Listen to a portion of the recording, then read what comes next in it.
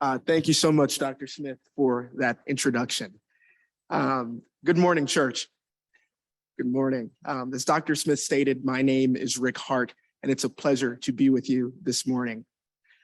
First and foremost, I'd like to thank Pastor Armstrong, First Lady Mrs. Armstrong, Dr. Langston Smith, Mr. Harry Bass, and United Methodist Men, along with the entire Colesville family for inviting me this Sunday morning to speak about how God has been instrumental and essential in my development as a young man.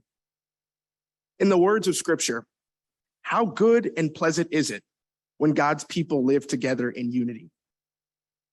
Growing up in this church, I've always been surrounded by a community, a village filled with God-fearing, God-loving individuals who are unified in their efforts to ensure that I knew who God was at a young age and entrusted in him to walk by faith and not by sight.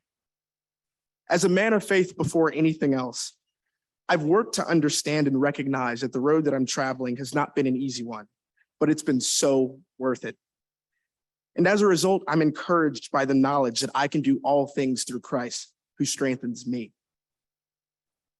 Even in this year, 2022, in which our communities, our nation, and the world are fighting through turmoil, with an ongoing global pandemic, divisiveness, ideological whiplash in socio-political spaces, and all the highs and lows, both seen and unseen, God's people have endured so much in recent years.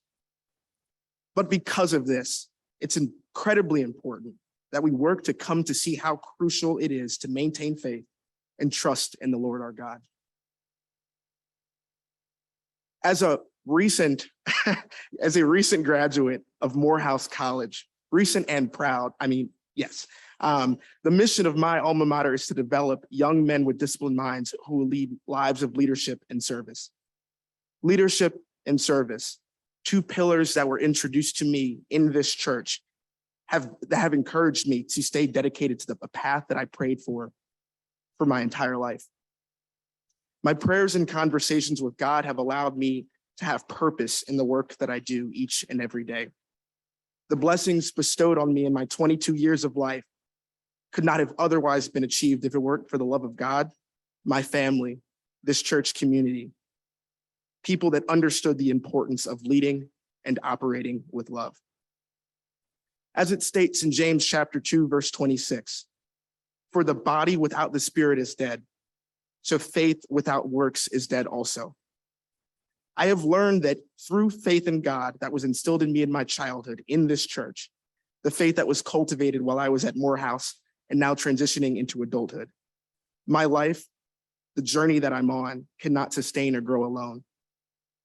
We must be able to put in the work in order to see and to witness the blessings that God has predestined for us. Because as I once heard, prayer without preparation is only an empty promise. Thank you so much, and God bless you.